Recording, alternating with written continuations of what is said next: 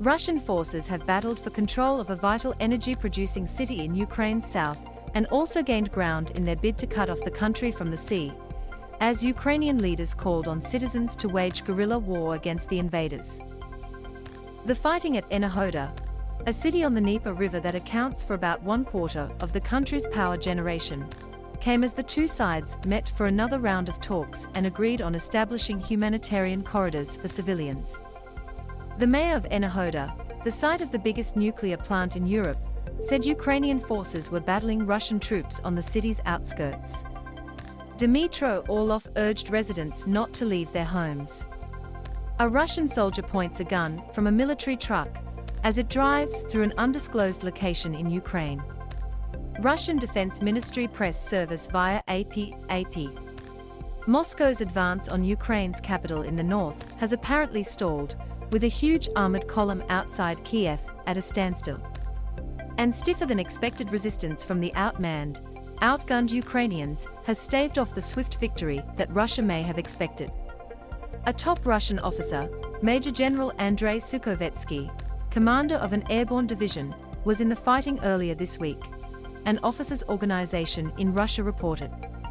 But the Russians have brought their superior firepower to bear in the past few days, launching missile and artillery attacks on civilian areas and making significant gains in the south as part of an effort to sever the country's connection to the Black and Azov Seas. Reed International Criminal Court begins investigation into possible war crimes, genocide.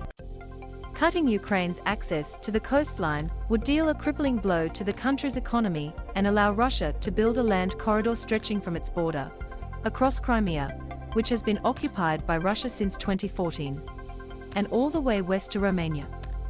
The Russians announced the capture of Kherson, and local Ukrainian officials confirmed that forces have taken over local government headquarters in the vital Black Sea port of 280,000, making it the first major city to fall since the invasion began a week ago.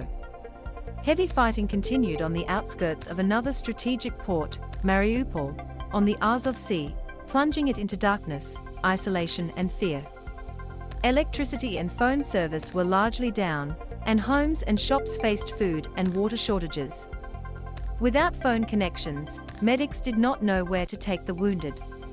US forms special squad to seize Russian superyachts. People sleep in the improvised bomb shelter in a sports center, AP. The Russian military announced advances in the Mariupol area on Thursday morning.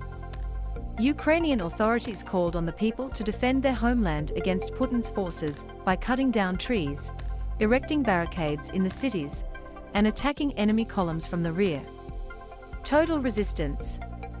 This is our Ukrainian trump card, and this is what we can do best in the world, Ukrainian presidential aide Oleksiy Arestovich said in a video message, recalling guerrilla actions in Nazi-occupied Ukraine during World War II. People lie on the floor in the improvised bomb shelter in a sports center, which can accommodate up to 2,000 people, in Mariupol. AP. We may be witnessing the biggest refugee crisis this century,